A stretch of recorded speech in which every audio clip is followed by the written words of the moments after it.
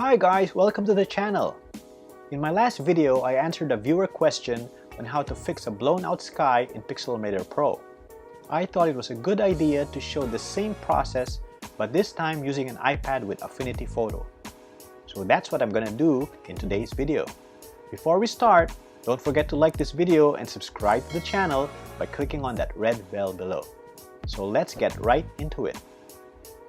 Unlike in Pixelmator Pro, when using Affinity Photo, I'd recommend using two different processes depending on whether your image was shot in RAW or JPEG.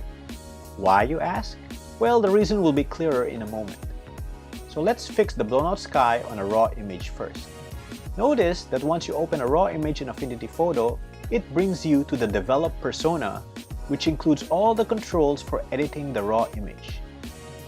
The first step is to drag the highlight slider to the left to reduce the exposure of the sky. You can see that one step pretty much fixes the problem. Next, let's increase the contrast. I'll do that by using the clarity slider, which will nicely increase detail on the midtones and helps make the image pop. Now I'll boost the saturation to make the sunset come alive. Next, I'll navigate to the photo persona so that I can straighten and crop the image.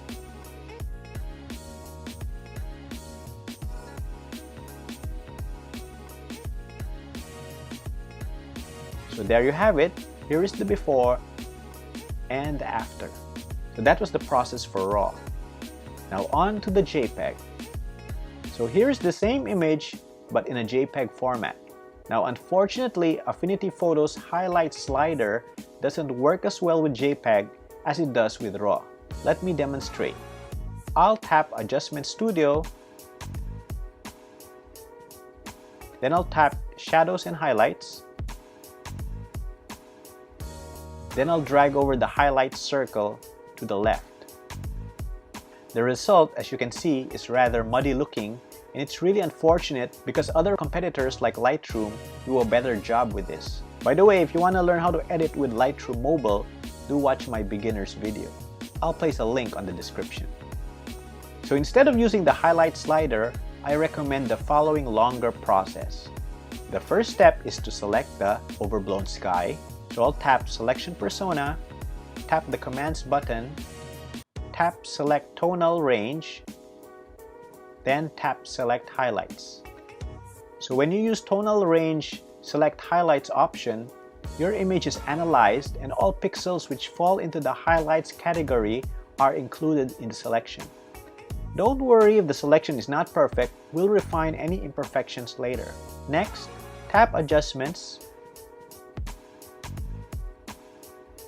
tap Brightness Contrast, then drag over the brightness circle to the left.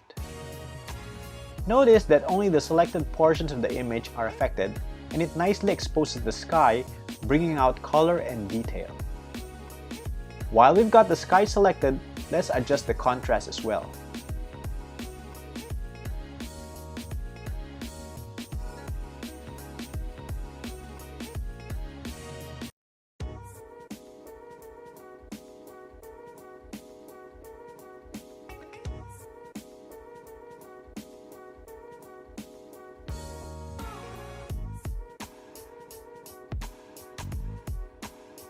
Tap Layers. Notice that an adjustment layer was created and the mask was also created from this selection. If you don't know anything about adjustment layers, the white parts will show the full effect of the adjustment, while the black parts or the mask will fully hide the effect of the adjustment. The gray parts will show the adjustment partially depending on the darkness of the mask. Now the mask is not perfect, so let's refine the mask. To do that, tap the paintbrush tool, set the color to black with a low opacity and preferably a soft brush. With the adjustment layer selected, paint black over those parts where you want to lessen the effect of the adjustment and paint white for the opposite effect, which is to increase the effect of the adjustment.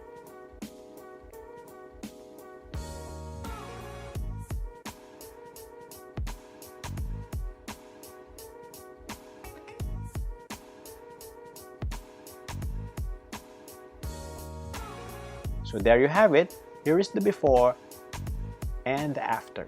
As you can see, Affinity Photo for the iPad is very capable in fixing blown out skies. So which did you prefer? The workflow in Pixelmator Pro or in Affinity Photo for the iPad?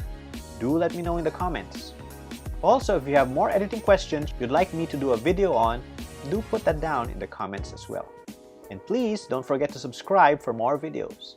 Till the next time, bye!